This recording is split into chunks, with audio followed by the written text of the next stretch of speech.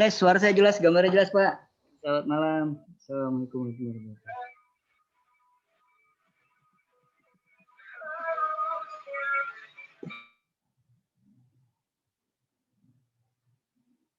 Sip.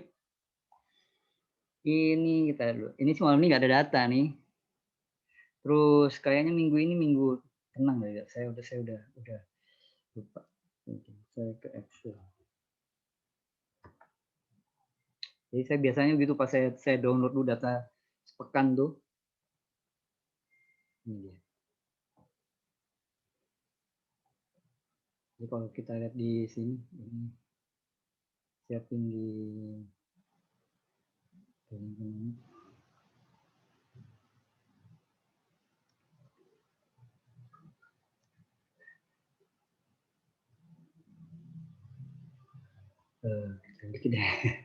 gede banget ya.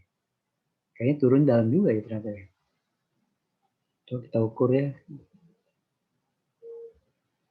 Kita ukur dulu. Dia kan naiknya dari sini. Masih baru 38%. Baru 38%.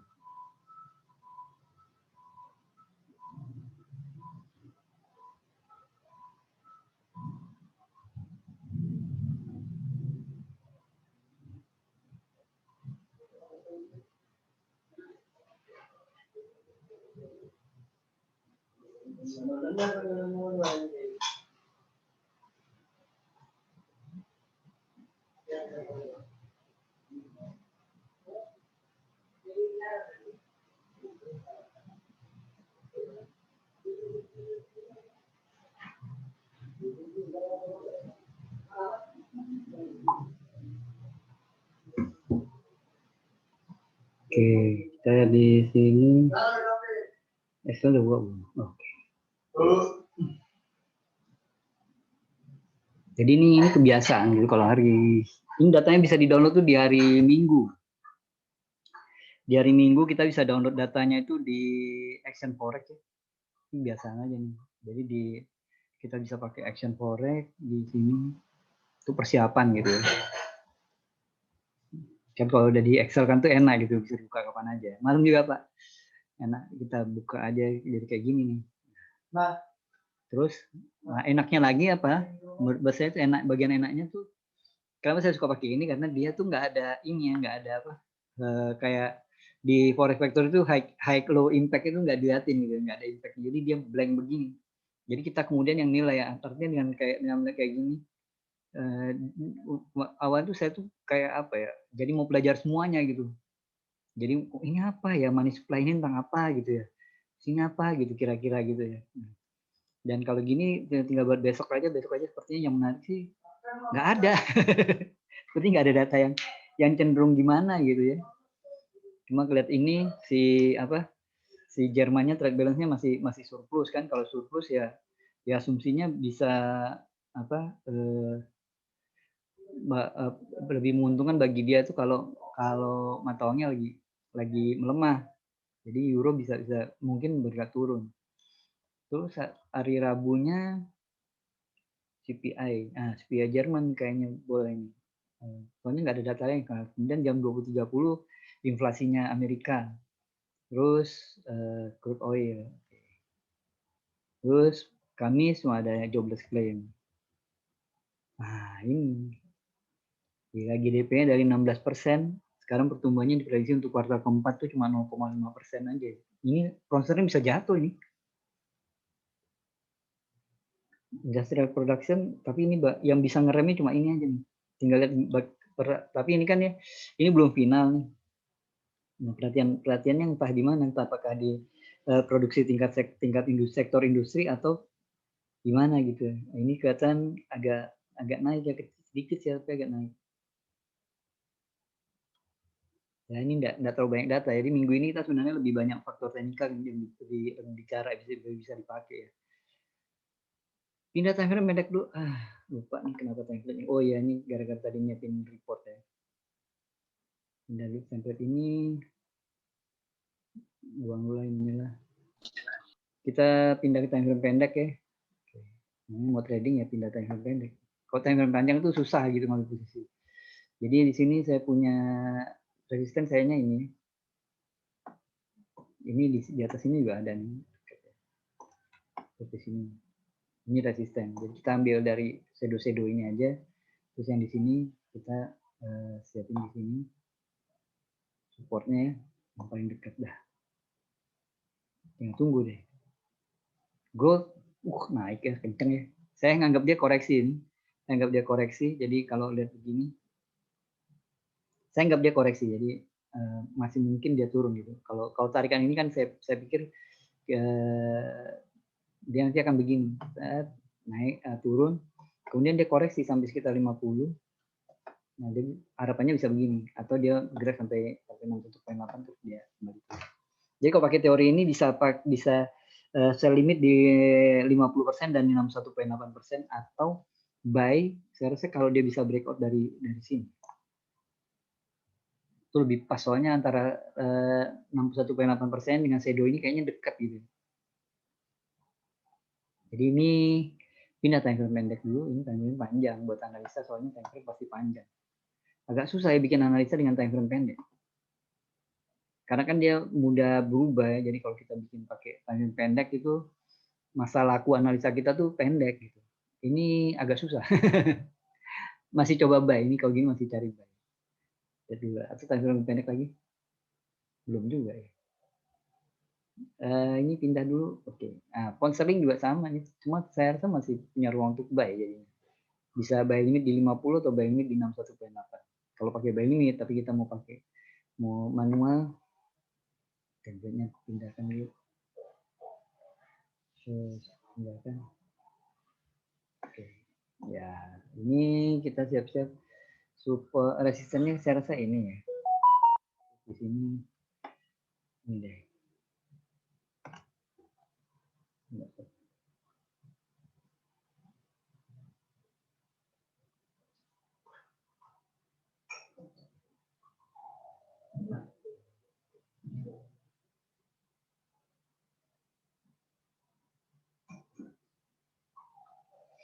Terus di Nasdaq kita pindah 5 menit. Dari sini ke pound juga. Ini masih naik kayaknya ya. Dow Jones Nasdaq kayaknya kembali naik nih kenceng ya. Ini lagi masih kembali break high kan, lewat yang level agak tinggi 30 tahun terakhir. Oh, buset. Wah, ini nyingkir dulu nggak berani. Kanada, oke, siapkan di sini saya rasa. Di payroll saya dikerjain oleh candle kayak gini, ini begini deh. Ini ada kayak area support di sini sih. Jadi kan mungkin lebih cari posisi buy kali ya. Oke. Kita lihat di sini, kemudian oil. Wah, oil mah terbang. Belum ada alasan gitu ya untuk yang bisa kasih jawaban kenapa dia harus turun. Nah, koreksi kayak itu enggak. Ini masih up menurut saya. Tadi itu ada di kantor ada yang nanya itu negara produsen minyak yang lagi dipengaruhi oleh faktor cuaca. Kita mungkin bisa searching top producer oil. Oil. Ya 2020 ya katanya. Ini dia nih.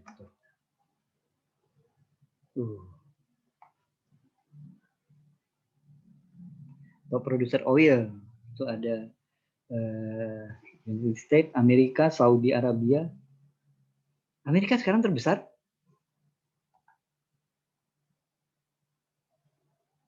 Nah, kan kalau lihat ini kan yang dipengaruhi oleh kondisi salju sekarang ini. Nah, ini terus Rusia kan dan Kanada. Sisanya enggak ya. Kalau kita lihat detailnya ada nggak sih tabel detailnya? Ini more item di bulan Juli 2020 ya. Keren.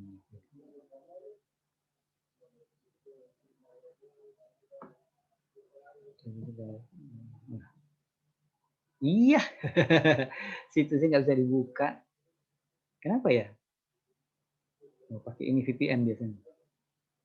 Terus saya pakai VPN. Kita coba lah. Gara-gara situs IG-nya itu, kan situs broker itu broker luar nggak kan?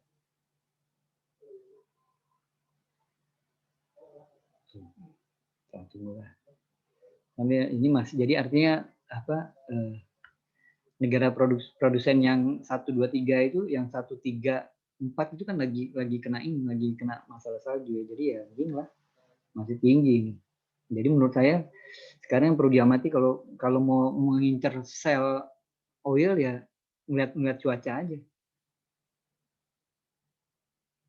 Saya rasa belum tepat lah kalau mau sell. Nah ini jadi. Oh iya ini broker nih, CFD trading tuh. Langsung kena blok Kominfo. Oke, top 10. Ini dia.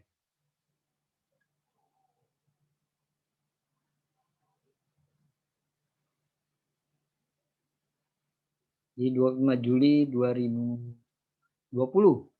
Oh, mantap nih. Coba kita matikan dulu, saya nggak butuh.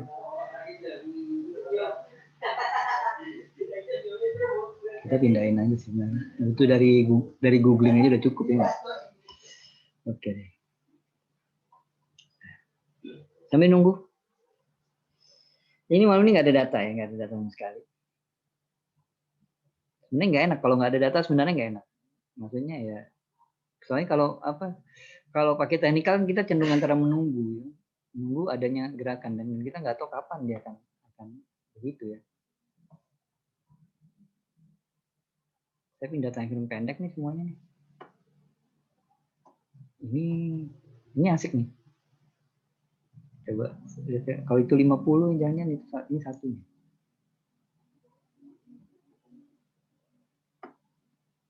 50 kayaknya. Iya 50. Enggak 38. Ini 50.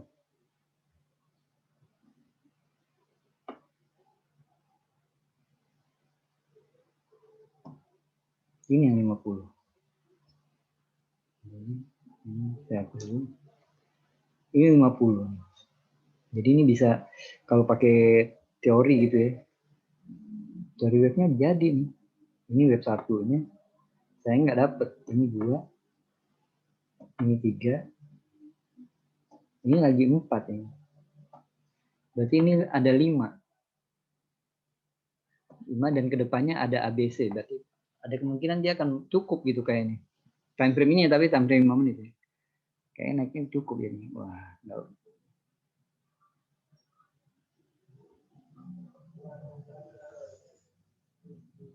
bisa ngejar ini dong. Jadi kalau kita pindah time frame, maksa mau masuk. Yang ada malah ini tren turun masih. Ini menarik sih sebenarnya. Saya belum saya injek nih, saya biarin dulu.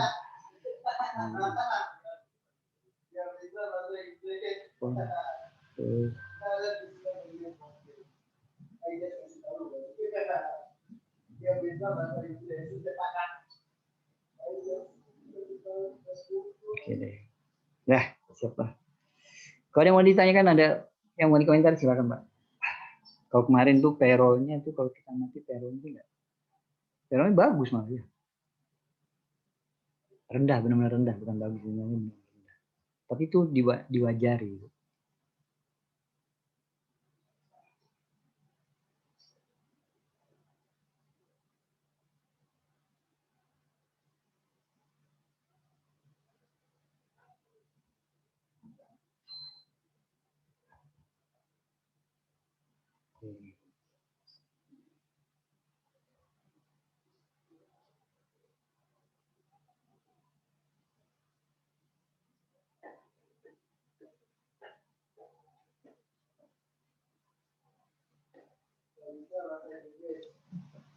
Top oil producer mau oil capture ke tak ini bayangan. Kata mobil yang hijau. Hmm? Kata mobil yang hijau. Ya, terganti nih. Burung. Bang burungnya udah ada. Ya adek, tolong adek. Ini nggak ini semoga. Apa karetannya? Nggak ada ini. Udah. Ini kali. Kalau rasa.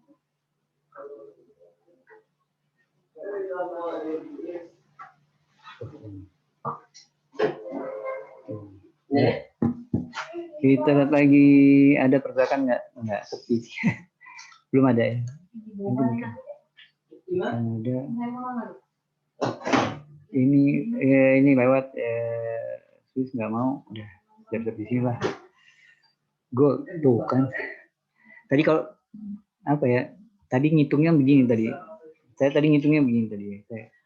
Saya kenapa saya ragu? Saya tadi hitungnya ini 1, terus ini 2. Nah, untuk memastikan ini 2, jadi kan kalau di wave gitu, teori sih teori. Wave 1 kan awal tren.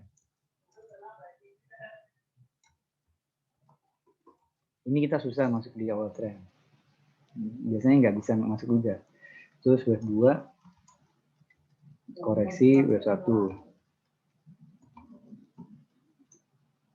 Dengan dia biasanya gitu, ini biasanya. Ini juga pendapat saya kali. Itu antara 50 atau 61,8. Biasanya. Jadi kalau kita lihat dia begini, nah ini kalau dia berhenti di 50 atau 61,8, maksimal sih 61,8. Itu ciri dia wave 2 dan cenderung akan kemudian memicu hadirnya wave 3. Ini yang apa? Kontinuasi tren, kontinuasi dari 1. Kontinuasi wave 1. Dan ini yang boleh bilang ini tradable. Yang bisa ditradingkan tuh yang ini. Jadi yang kalau boleh bilang kita mendingan nyari yang 3-nya gitu. Dengan wave 4, nanti saya jelasin ya, wave 4 itu koreksi dari 3. Dengan ini kalau ini biasanya sih antara kisaran 23 atau 38,2 aja deh. 38,2. Di Fibo-nya tuh dia akan terhentinya di sekitar itu. Kalau di VIA itu maka kemungkinan besar dia wave-nya wave 4. Setelah itu wave 5. Ini dibilang sebagai kompleks ya. Wave yang paling kompleks gitu, yang paling rumit gitu. Jadi boleh bilang di wave 5 ini kadang bisa terlihat sebagai wave 3 gitu. Kadang juga, dan di situ biasanya di wave 5 akan kita dapati banyak pola. Kenapa? Karena setelah ini kan dalam satu paket itu di wave 5 ada, dalam satu paket lanjutannya dia ada A, B, koreksi itu ya, A, B, C ya. Korektif wave. Gitulah nggak salah. Ini yang saya, jadi saya biasanya cuma sampai 3 aja, 4, 5 saya nggak mau. Kenapa ya? Karena mau nyari satu itu susah. Bagusnya kan kita punya posisi buy dari sini. Tapi mau dapatnya susah. Jadi kita harus biarkan dia begini. Saat kemudian jadi duanya kelihatan, pastiin dulu jadi dua apa ya? Miring. Jadi kelihatan koreksinya kelihatan. Nanti koreksi udah kelihatan, kita kan jadi punya ini. Dan ini. Entry-nya saat dia bisa di breakout. Jadi kalau di sini entry kita tuh, kalau yang saya sih entry-nya di sini. Kalau yang penggemar swing mungkin entry-nya di sini pakai buy limit. Ini kan tadi 50%, 50% dan 61,8. Nah, TP-nya biasanya ini biasanya itu panjang dari ini. 2 kali panjang ini tuh naik dia. Dari sejak dia breakout. Satunya biasanya dapat, nah tuh kan dapat. Satunya itu minimal dapat deh. Jadi Idealnya sih 2 kali panjang wave 1, tapi 50% target tuh biasanya terpenuhi. Jadi ini di sini, nah ini kebetulan sama nih. Terus dia bikin koreksi di sini. Ini tadi kalau kita ukur, kalau tadi sempat saya ukur ya, sejak dia berhenti di sini kan, terus dia naik lagi, kita koreksinya cuma sampai 38,2%.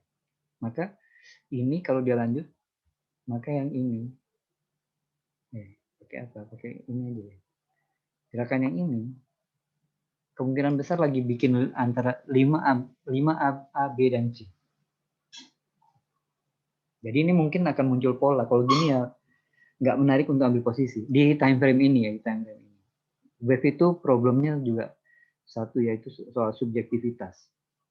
Bisa narik dari macam-macam. Beda time frame tentu akan menghasilkan perbedaan pandangan. Pasti itu. Jadi kalau time frame ini kalau time frame ini sifatnya warning ya. Jadi kalau bukan artinya nggak boleh buy, boleh aja buy, siapin setup dengan SL. Apa? Ada di dekat lampu merah.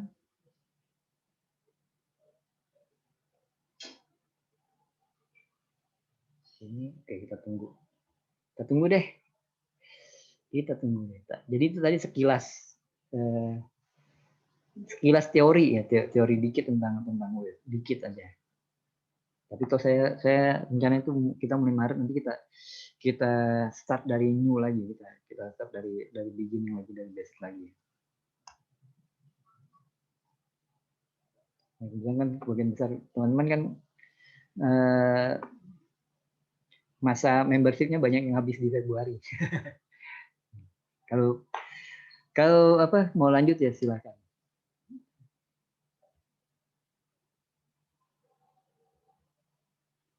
Bagusnya lanjut dong, enggaknya begitu ya. Jadi kalau lanjut kan enak. Kita akan mulai lagi dari Maret, saya mau mulai lagi dari awal. Teorinya dari awal. Tradingnya lanjut biasa lah. Nasdaq, coba Nasdaq. Saya pindah ke ini. Nih kayak gini ya. Ini kayak coba perhatian ini. Ini yang menarik di bagian ini nih. Dan di sini ya. Kayak double bottom jadinya ya. Karena dia modelnya kan kayak gitu. Gini kan. Jadi yang perlu sekarang yang ini, areal ini. Kurang tinggi ya. High yang ini gitu, dari high ini maksudnya. Kalau ini bisa di breakout, ini menarik nih. Double bottom nih. Double bottom. Di 5 menit, tapi 5 menit.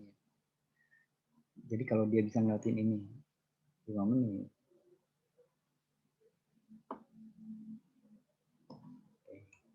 Kenapa? Karena ini seakan-akan sepertinya double bottom. Gini deh. Nah, sepertinya double bottom. Kalau dia nggak breakout, jangan-jangan bukan double bottom, tapi pola saya tuh ini bawah nih. Jadi begini deh. Kalau dia nanti nggak breakout, gini sampai sini dia turun, dia kembali lagi. Nah,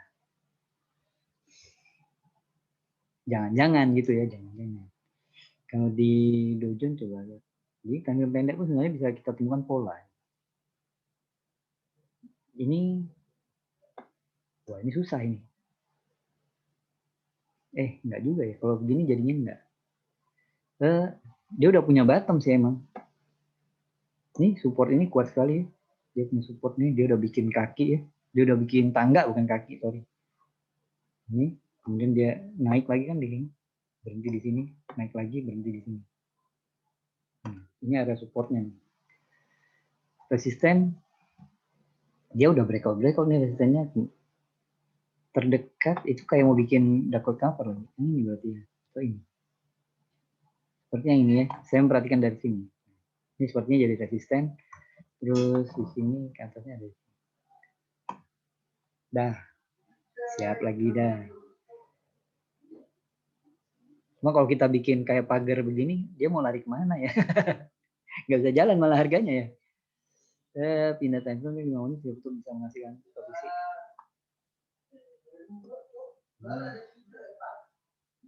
Enggak perlu, saya bertanya. 29 berarti bisa menit 30. Belum sih. Gila ini mungkin lebih aman memang nge-sell-nya tuh mesti di areal ini. Di areal ini gitu ya. Kita baru nge-sell tuh kayaknya aman karena ini kan ruang kosong ya. Kalau di antara sini masih ada ruang dia bergerak naik. Ini udah jalan setengah jam dan belum bisa ngambil posisi. Karena ya itulah, nggak ada data. Minggu ini nih sepi data. Sepi data itu asumsinya si pekan ini kemungkinan besar harga akan bergerak sideways. Kalau bergerak sideways lebih menarik kita pakai strategi scalping aja. Jadi ABC-nya harus benar-benar dipegang gitu. Ini dia naik kayaknya. Pindah ke 30 menit deh. Coba. Ini wave berapa? Saya ngeliat gini ya naik terus dia koreksi di sini kan. Jadi dia naik ini. Jadi saya anggap udahlah pergerakan turunnya berhenti. Sampai di sini dia berhenti terus naik kencang. Dari situ kan dia naiknya kencang. Coba kita ukur. 61 kan. 61 kurang lebih ya. Jadi saya nggak terlalu detail. 61%. Ini wave 3 nih ya berarti ini lagi wave 3. Tapi ketinggalan harusnya di sekitar ini tadi ya. Di sini tadi. Jadi entry-nya tuh harusnya tadi di areal ini tadi. Jadi ini ketinggalan. Ini di area sini tadi masuknya.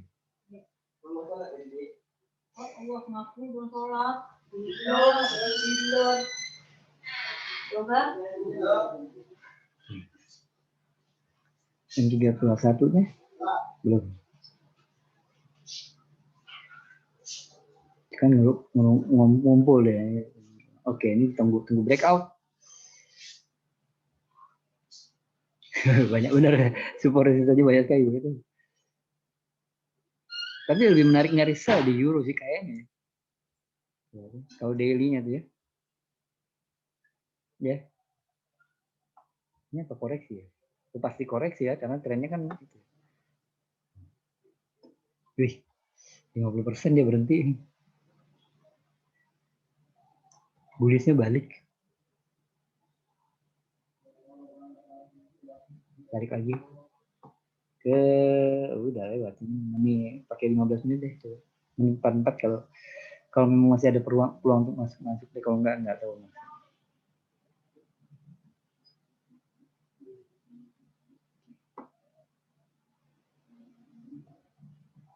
Jadi nanti rencana itu kita mulai riset dari technicalnya, dari candlestick-nya, kemudian dari fundamental balik lagi dari nol. Jadi kita mulai start dari nol. Ya dugemnya sih tetap. Ini nunggu menit 44 kalau dia bisa breakout. Repressing gitu ya. 15. Oke, kita tunggulah.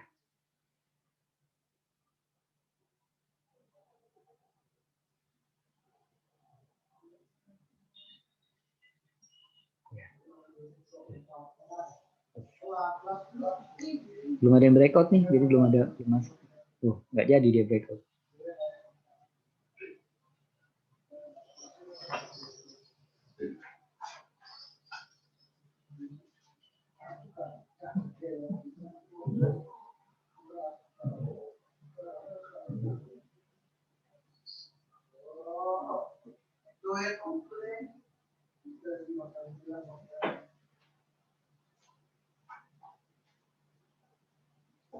Walah, ayolah.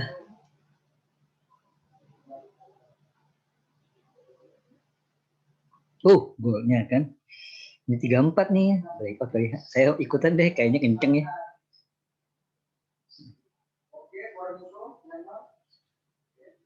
Padahal tadi bilang wave 5 ya. Ya ini lagi kenceng loh trennya kelihatan up gini ya, sudah ikut aja lah.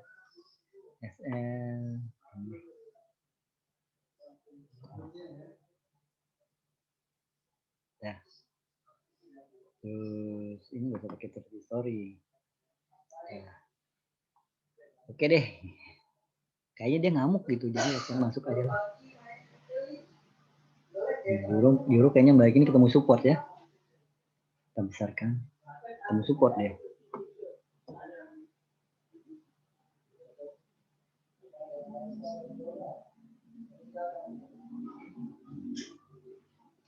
Ya, iyalah.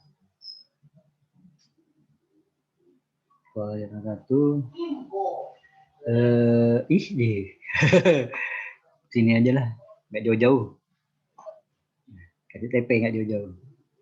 1-1 resikonya. Iya, sip. Ayo. Oh.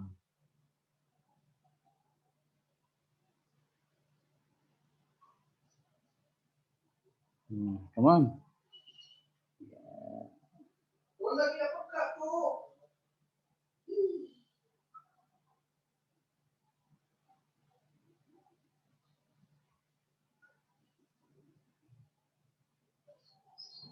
Ayo, go.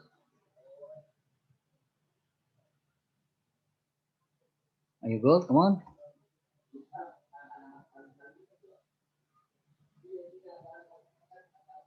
Iya, sip. Nah.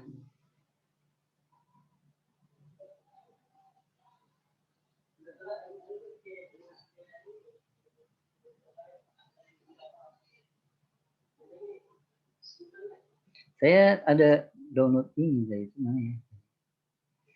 Saya bikin di sini kalau saya. Nah, jadi saya itu sepanjang 2020 kemarin itu si gold itu rata-rata itu gerakan dia itu sekitar 29,55 ya 29 poin lah gitu ya. Jadi kalau kita maksimum gitu ya bisa dapat dari high ke low itu satu hari bisa dapat segini. Artinya kalau begini kalau kita kemudian cari 10%-nya aja kan 295 ya kalau pakai 0, mungkin kita bisa ngitung gini ya. Kalau saya misalkan saya hanya mau cari ini jangan tenang juga ini. Jadi misalkan target saya misalkan 2%-nya aja. Sama dengan ini dikali 2%. 2%. Bisa nggak ya? Nah, jadi kalau pakai satu lot $59 itu udah lumayan 2% berarti. Kalau 2% satu hari satu bulan kan 20 hari pasar berarti satu bulan bisa dapat 1%. Ini berarti kalau kita udah dapat sekitar $5, 5 atau $6 itu udah bagus. 2% berarti dapatnya. Dan saya dapat 7. Dan kita susah berhenti. Berarti 7 saya boleh keluar. Ini pun saya udah ideal keluar ya, berarti saya dapat 2%. Dari pergerakan rata-rata harian dia. 5 lah ya. 5. Nah, oke keluar. Nah. Ini data ya. Jadi ini juga nanti mau kita pakai untuk mulai trading bareng kita di Maret nanti ya. Terus kalau di oil enggak, di pond saya belum hitung yang ini, yang Nasdaq dengan Dow Jones belum. Kalau gini maka kalau misalnya kita cuma cari 2% aja. Ini kali 2%.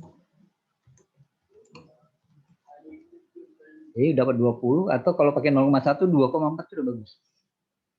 Oh iya gitu. Oke. Ini saya mau kita buang dulu, saya bikin hitungannya. Keren juga. Buang formatnya. Clear format gimana caranya? Clear content udah. Enggak perlu lagi. Ini dibuat ini. Oke, kemudian ini, sebenarnya filenya ada. Filenya putih. Filenya putih.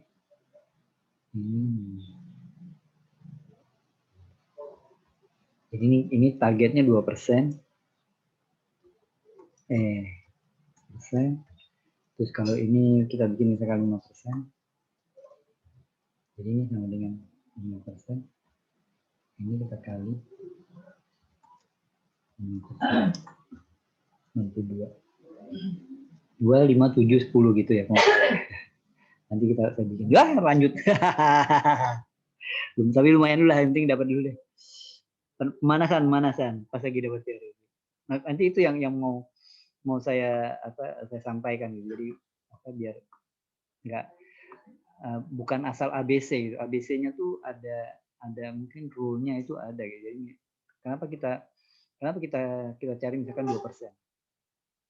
Teori sih itu teori Pak. Kalau misalnya kita dapat 2%, kan 1 bulan kan ada 20 hari pasar kurang lebih, maka dalam 1 bulan kita dapatnya 40% dong. Kemudian kalau kita pakai dari 3%, 3 kali aja, ini hasilnya jadinya keren. Cuma butuh konsistensi gitu. Dan ini dalam format sehari itu cuma 1 entry. Sehari itu Bapak cuma 1 entry. Jadi saya nggak bilang 2% atau 10%-nya apa itu didapat dengan beberapa entry. Tapi ini 1 hari 1 entry carinya 2%. Kan mudah tuh ya mestinya ya. Kalau pakai 5%, ini jelas. 100 dong. Ya nggak? Jadi kira-kira dengan itu.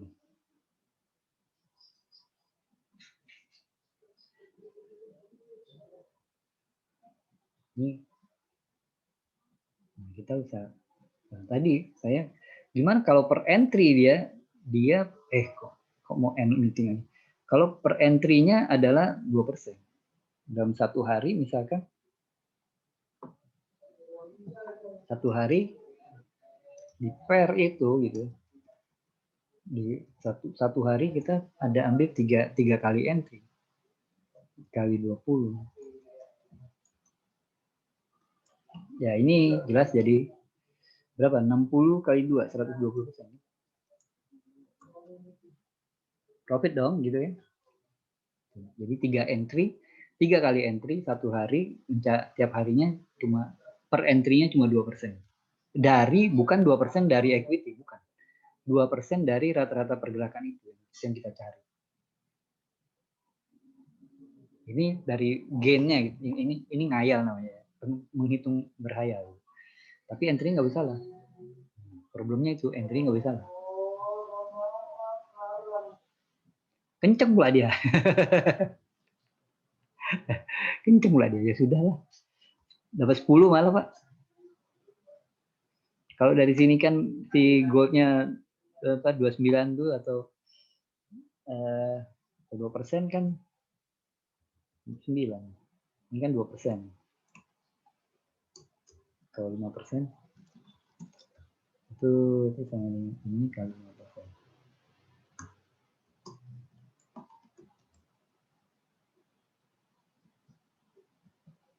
Ya, $14 itu. Tadi 10 ya Pak, hampir 5%. Hampir 5%. Kurang lebih, hampir 5%. Semuanya balik ya. Nah, ini kita nunggu breakout. Kita nunggu dia breakout. Kalau lihat daily-nya sih menarik karena ini kan engulfing.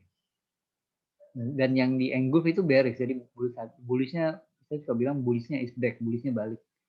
Kalau bullishnya balik ini biasanya ya berhenti dia, berarti ini kan tadi dia terkoreksi hingga 38 aja kalau nggak salah. Cuma jeleknya dia 38. Oh enggak, dia 50. Dia 50. Nah, ini momentum yang asik untuk entry di euro sih sebenarnya kalau ngikutin teori ya. Boleh nih ngebuy yang ditahan nih. SL-nya ya di 61,8%. SL-nya di sini. Tarik lagi. Hari ini kita entry buy itu SL-nya di sini. Siapa tahu benar. Siapa tahu kita dapat 3-nya nih. Tapi saya nggak mau dia memang lagi trend up ya. Nah gitu. Lihat ini saya mau masuk di euro nanti menit ini 44. Kayaknya boleh ya, dia nutup nih, tapi dia belum breakout sih.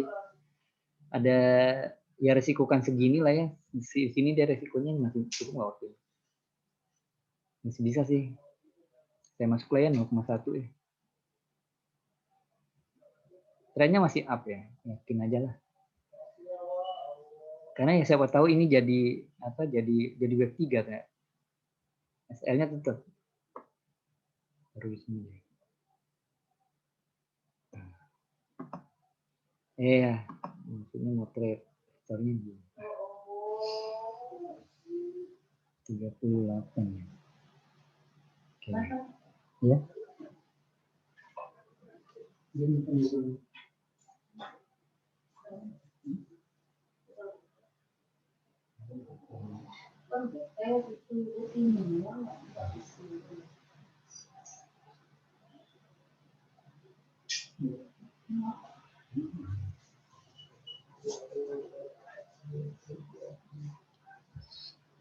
Ya, euro.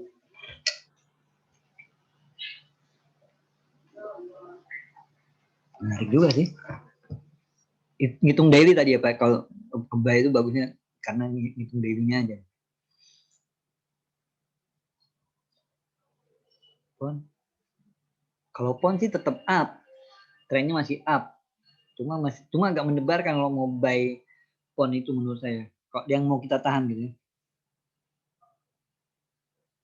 Nah, kalau ngikutin ini euro itu satu hari ini pakai data. Dia 810, 81. Atau $81 pakai 0,1.